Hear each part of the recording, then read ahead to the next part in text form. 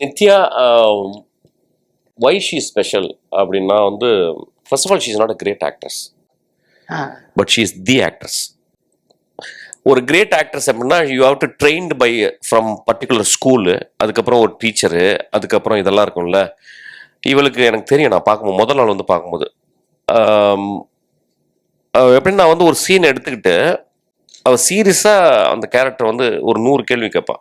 அப்புறம் வந்து தனியாக உட்காந்துட்டு ஷி வில் ப்ரிப்பேர் வந்து உட்காந்து ரெடி ரெடி ரெடி ரெடின்னு உயிர் எடுத்துக்கிட்டே இருப்பான். நான் கேமரா வச்சுட்டு நான் ரெடியாக இருக்கணும், நான் வேகமாக பண்ணுறவன். அதுக்கப்புறம் மேக்ஸிமம் 1 டேக் 2 டேக் தான் நினைக்கிறேன். ஆக்சுவலி ஃபார் எக்ஸாம்பிள் எப்படின்னு சொன்னா வந்து எப்படி ப்ரிப்பேர் ஆவா ஒரு கேரக்டர், நான் வந்து அதில் வந்து ஒரு ஸ்பெஷல் அந்த கமலஹாசன் ரியல் லைஃப் எக்ஸ்பீரியன்ஸ் எனக்கு. அவங்க வந்து நான் ஒருத்தவங்களை மீட் பண்ணேன். ஒன்று சொன்னா அவங்க திருவண்ணாமலையில் இருக்காங்க. I don't want to mention the name actually.